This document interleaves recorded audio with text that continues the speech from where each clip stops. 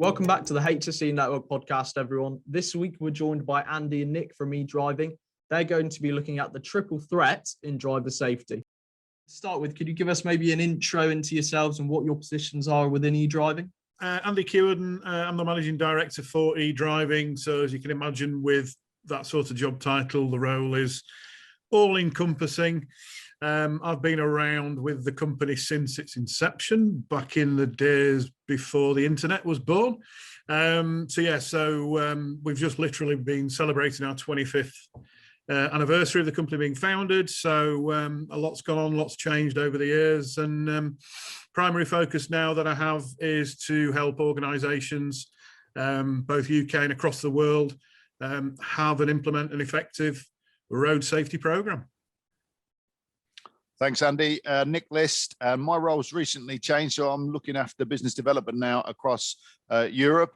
And similar to Andy, in as much as working with organisations, large and small, in terms of developing safe driving programs and what that will look like using our product, services and solutions that we have, which are very wide ranging. Brilliant. So we're going to be talking about, as mentioned, the triple threat area today. Readers and listeners of the podcast probably remember Nick from a previous episode in which we looked at is driver safety worth the risk? Of course, in that podcast, Nick, we worked out that it's, of course, not worth the risk. It's something, an area that organisations really need to look at. Can you tell us a bit more about the triple threat area today? Sure. So the triple threats is a combination of speeding, distraction and fatigue, and how all of these three high-risk behaviours matters to drivers and the organisations that they drive on behalf of, in essence. And Andy, why are we focusing on these particular areas in driver safety? Yeah, David, I mean, if you look at the statistics, I mean, that gives us a great start point, to be honest, and then you can see why they really matter. And if you take speeding, for instance, that's an obvious start point. You look at the statistics that come out from organisations like the World Health Organization, for instance. And again, if you split that between almost like high-income countries, low-income countries, with more of the developing world, then that speed can be a direct contributory factor for around 50%. Higher income countries, the more developed Western world, for instance, even there, with more advanced systems, more advanced technologies, higher evolutionary around road safety, even in the West and in these markets, then still speed can contribute to around 30% of road deaths and high impact collisions, for instance. I suspect our listeners and the wider public will probably be familiar with quite a lot of these risks. So why is it so important that we focus on them together? A great point, David. I mean, you're right. All three are extremely well known. And so in some ways, people that are so familiar that people become complacent is what I was trying to say there. I'll put my teeth back in. We're trying to refocus really the attention on these behaviours and raise awareness of the fact that when combined, the triple threat really is too dangerous just to ignore. Is it about drivers that do all three things at the same time? Yeah, in some ways, yes. We are. For example, research has linked fatigue with cognitive distraction. We know that distracted driving can result in variable speeds. And I'm sure we've all been behind a driver who appears to be braking on and off for no reason, and then we've seen them on the phone. And that happens, unfortunately, far too much still today, despite legislation, despite people, raising awareness about the risks that are involved with that. So we've seen the studies that have also confirmed the link as well between fatigue and speed variability. They're definitely connected. We also know that some drivers are far more likely to take risks over others, and rather than take just one risk, a driver is inclined to take the risk on the road could be more likely to take more than one risk at a time. So obviously multiplying the impact of the risk that they're taking. So for example, we might have a fatigue driver who's already at a higher risk of having a collision, who then makes the choice to use their phone whilst driving. And that, when we say using the phone, it matters not whether it's connected to Bluetooth or it's hands, the handheld.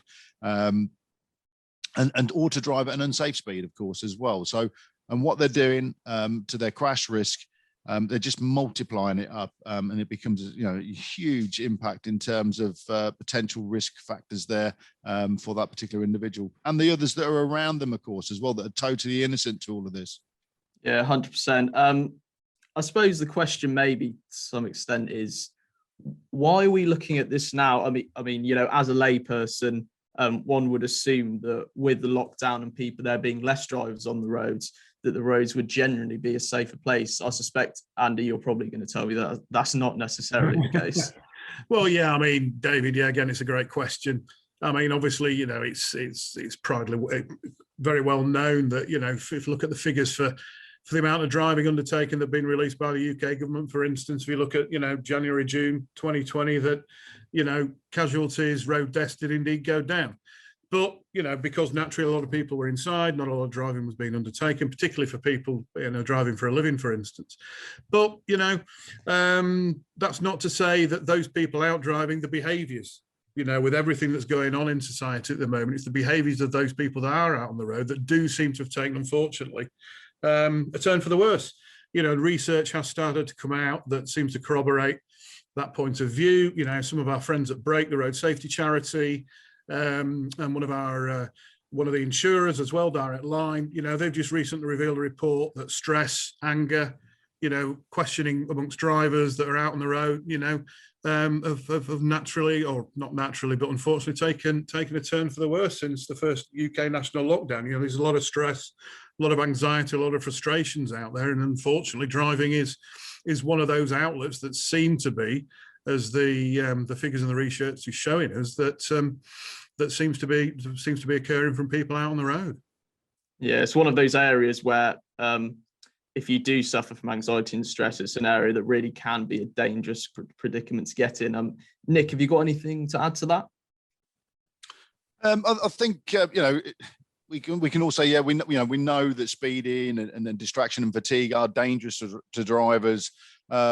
And obviously, how does it impact companies? Well, I think it's just a reiteration really around the existing health and safety laws that's applicable. They've got a duty of care to manage driving at work exactly the same as they have with all the other risk factors or risks or occupational activities that people are undertaking. So companies need to manage these risks as well as part of their wider encompassing them into their health and safety arrangements. And this is applicable to company cars, grey fleet vehicles, so those that are being used on behalf of an organisation's business as well as people. It's good practice to embrace this into to privately owned personally owned vehicles as well. Don't just assume it's the workplace vehicles. Broaden it out as much as you possibly can, in terms of achieving best practice. So looking at managers, potentially fleet managers, fleet safety managers in organisations and what they need to do, how does speeding, distraction and fatigue fit into the management of driving for work? It's key, David. It's an absolutely key fundamental part of driver fleet risk management. And being able to measure these risks is critical. Speeding, distraction, and fatigue all increase, then, you don't have to be a rocket scientist to work out that the likelihood of an ensuing collision occurring while driving for work, is potentially going the wrong way. So the ability to measure them and naturally reduce through having an effective risk management program is really still very important for organisations. That's one of the key elements why we're reiterating the threat, the triple threat as we're calling it, is so relevant still, where we are today in May 2021. And within the sort of management framework, how do you go about identifying the riskiest drivers and maybe some of the at-risk behaviours within driving? Okay, David, that's a really, really good question. Yeah, again, you're firing them all at us today. So there's a variety of different methods that can be really, really helpful. So including online risk assessments, in-car assessments. Obviously, has been a bit of a challenge with COVID and the behind the wheel training assessments in terms of the social distancing measures. But again, it's a good way of capturing it. Programs such as telematics, of course, that will enable you to identify sort of specific driving behaviours such as speeding and the phone distractions that are there. License checking, again, can alert you to any related endorsements. And of course, ongoing checks can help to notify you immediately if there is an endorsement on there. But fatigue is probably the most trickiest behaviour to measure. And that's why it's often considered a hidden risk factor, because you just can't see something. Doesn't mean to say you can ignore it, of course, but there are some physical signs, such as yawning, difficulty keeping the eyes open, having bloodshot eyes, for example, or mentally distracted or appearing irritable, or people just not appearing to be themselves. So I think it's a case of sort of using your people skills, observations, and just observe employees, keeping an eye, a watchful eye on employees, and looking for things that are obviously impacting probably in their personal life as well. That could, new babies on the scene can often be a major distraction and causing a huge impact to fatigue related. So there are some technologies out there that can pick up on these things and to help you identify fatigue. Tend to be quite costly as these things are starting to develop, but obviously hopefully costs will come down. But again, don't ignore it. It's fatigue is a killer. There's no doubt about it. So use your people skills, keep an eye on things, risk assess, use what you can in terms of observational skills around particular individuals to see whether they're showing signs of fatigue, as I've identified already. And you just do whatever you can to try and get that fatigue, speed in, and the distraction risks out of the equation wherever possible. When you're approaching people with regards to their behaviour, how do you go about doing that, Andy? Obviously, you don't want to come in, all guns blazing in a way that's going to cause them to not want to have a conversation about it. No, absolutely, David. Yeah, I mean, you've got to be sympathetic to what you see in front of you, to be honest, and naturally having an empathetic element to the ensuing discussion that's appropriate. And that's where you need to make sure that the coaching, the training that you have in place to help improve these behaviours has that element of empathy, has that element of appropriateness, and is relevant to addressing the behaviours or the risks that have been identified. I mean, this could take a variety of forms, just from a practical point of view. Whether it's just simply learning, whether it's behind the wheel, as and when that's, available again, or coaching. That's always, and we can't stress that element enough in the approach that organisations take of being a key element in understanding and help rectify those behaviours once identified. As well as, you always can do no more than to keep reinforcing how important, naturally the driver's own welfare and safety is to around having these behaviours in place. I mean, it's a continuous process. That's that's a key element that we help to try organisations to understand. And that's why, in one respect, if you've got a catch-all driver safety programme that provides the same training to almost all drivers, it's unlikely from the work that we've done in this field for the past couple of decades, it's very unlikely to be as effective as one that identifies those drivers that do need more support than others and sets out to improve the behaviours, the attitudes of those drivers. And research backs this up. A critical reason for a crash can be assigned to a driver, but individual's behaviour in 90% plus of all instances of collisions, for instance.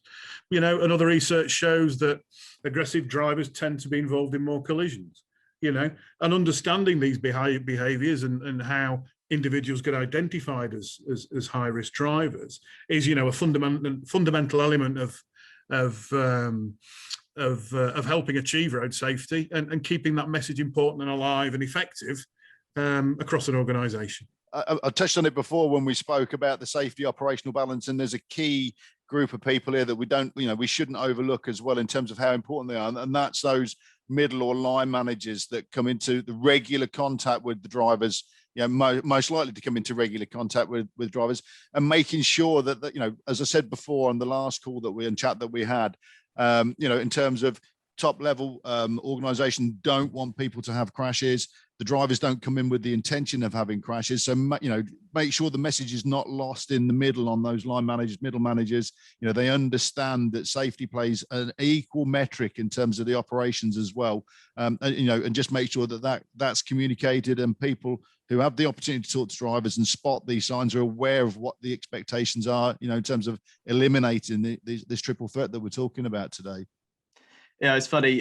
There's so many similarities between this and other podcasts we have. It all comes down to culture at the end of the day, the culture of the organisation, totally, from top down and also bottom up, because we need to change behaviours on the grassroots level. Nick, have you got maybe any thoughts on whether we can change the attitudes and behaviours of drivers in our organisations? I think we can. I think there's no doubt that we can. I think it's a slow, and it's a bit like the oil tanker. If you want to change direction, it's a slow beast to move, but it can be done. But it's about drip feeding the message on a continuous basis and a continuous and regular basis. It's like we say to any organisations that looking to embark on road safety programs overall, don't do everything January the 1st. Throw everything at the drivers January the 1st and expect them to complete it straight away.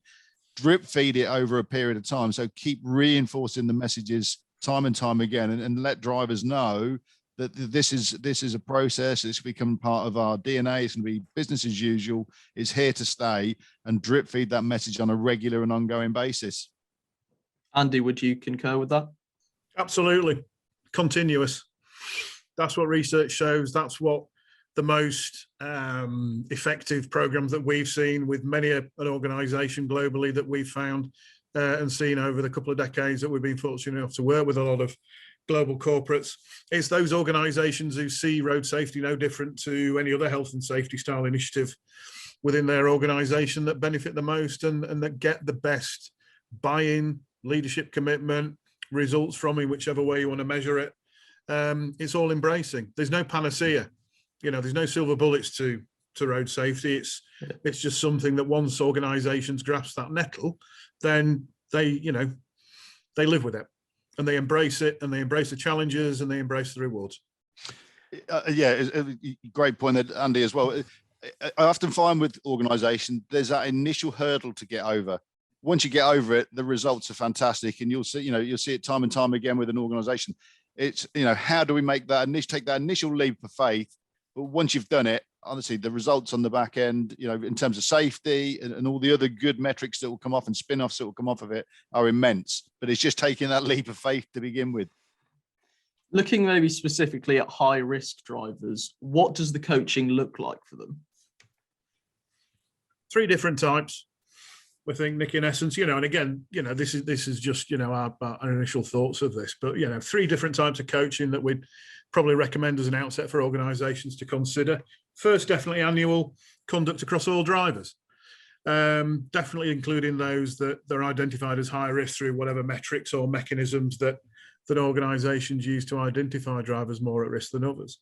And a low risk driver will receive a quick 2-minute pat on the back, well done, but the message around safety and driver safety is still alive. And with all these annual coaching sessions, the objectives are very simple. You set expectations, promote accountability, and reinforce the company messages as well, because it sets the goal and it keeps the importance of the issue alive in both the driver's mind and the manager's mind. And this is where, picking up a point that Nick made about the involvement and the interaction between driver and manager, these are the types of people who are best placed, if appropriate and applicable, and the resources are available, for instance, for those conversations to happen.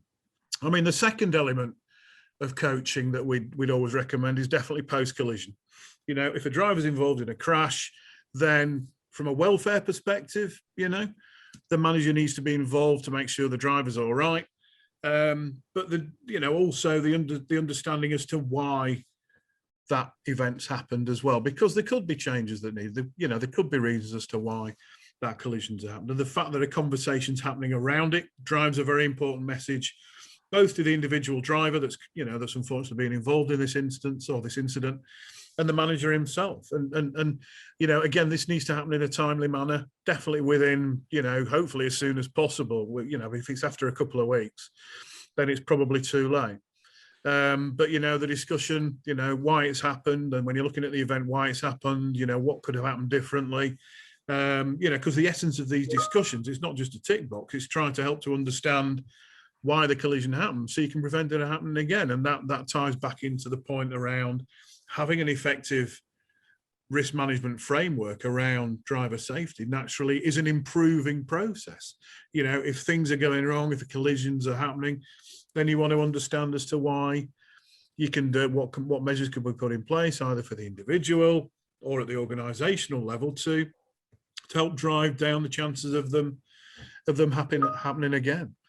And like I say, sorry, Nick. I was going to say just one point I want to stress on this, Andy. Sorry to interrupt you. Sorry, apologies. And it's about how the manner in which the post collision debrief is conducted, and it's not looking to point the finger of blame. It really is looking to establish truly what is the root cause. Because if you don't understand the root cause, you can't do anything to affect that, alter that, change that, and prevent that crash, incident, collision happening again in the future. Sorry, Andy. You're never sorry, Mr. You are never sorry. I mean, yeah, I was just going to add that because I think I mentioned 3 different types, didn't I? I think we've only done 2, although my maths was never that great. But I mean, the third key area around the coaching part is those high risk drivers.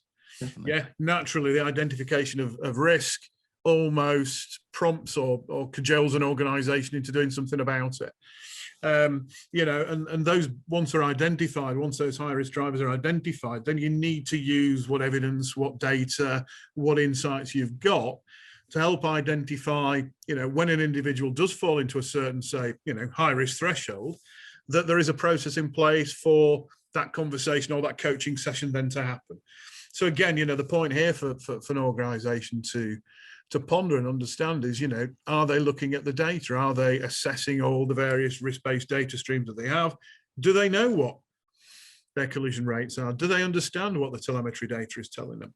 Do they understand, have they got visibility on the training that's provided for the drivers, for instance? So understanding all those various different elements of information that's broadly and widely available now to companies is, an important part of the jigsaw for an organisation to have in its locker, to know that when an individual does unfortunately trip into, a higher risk than other bracket, then there is a process in place for an organisation to identify that, and then for the coaching to kick in, as we talked about, specifically around collision coaching sessions, for instance. It's important not to forget that, reactively acting once an individual's unfortunately being involved in a collision is one thing, but having a broader understanding of the risks posed by those individuals who drive for work, and having a policy in place that helps to identify, analyse, and then hopefully mitigate the risks of surrounding that group of drivers is in place. And it's very important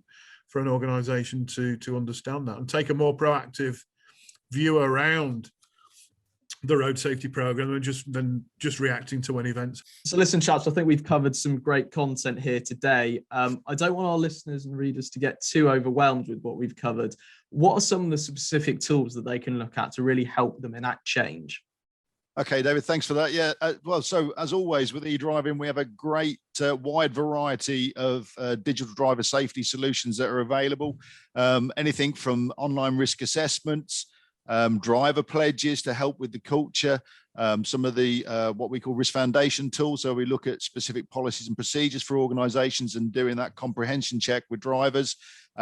We have e-learning courses coming out of our ears almost in terms of a variety of different driver topics that are there. And more these days, we're working with the smartphone devices in a safe and proactive way with drivers in terms of measuring and monitoring behaviour whilst they're driving. That can be including distraction as well. So if they do touch the phone or do any interaction with the phone whilst driving, we can report on that. Now, that's not because we're here to say, ideally we'd like to say, don't use your phone whilst driving. We know some organisations have a phone, a permissible phone use policy, but we can use it as an audit tool if they have the phone ban policy in place, but also as perhaps going back to some of the points that Andy touched on in terms of post-collision, a root cause analysis tool as well. So huge spectrum of solutions that are available. As always, feel free to reach out to us. We'd be happy to have a conversation and explore that in more detail with individuals as they wish. Brilliant stuff. Thanks for that, Nick. And I think I've just got one more question. Yeah, we touched on the triple threat stuff today: speeding, distraction, and fatigue. Am I right in thinking that eDriving has just launched some resources to help companies address these specific areas? You are indeed, sir. Yes, indeed we have, David. Yes. Yeah, I mean, together in partnership with or in conjunction with the Global Road Safety Partnership, we've literally just launched a new triple threat campaign, obviously, which we've been touching on today, which includes 3 dedicated resource centres on our website, eDriving.com, one each on speeding, distraction and fatigue. And, just a little detail on that, each resource centre in its own right, it's got infographics about the behaviours, the threats, for instance, as well as loads of supporting materials, ebooks, webinars, articles, and a whole host of other resources as well, freely available, as I say, on our corporate website. And also on top of that, and in support of UN Global Road Safety Week, which takes place a couple of weeks, I believe, between, I think, about the 17th and 23rd of May. It is. This year, it's focused on speed. We're actually offering, free of charge, an e-learning module on speeding for all drivers, as well as we're hosting a webinar with the Global Road Safety Partnership about managing speed in the workplace. And as I mentioned, details and further information about this and about all the campaign material that we are putting behind this triple threat campaign can be found on our website at eDriving.com. Brilliant stuff. And we'll be sure to leave everything linked up in the show notes for our readers and listeners. Let me just round up by saying thank you very much, Andy and Nick, for joining us on the HSE Network podcast today. We'll have to do this again sometime later in 2021. Absolutely. Totally look forward to it, David. It's always a pleasure.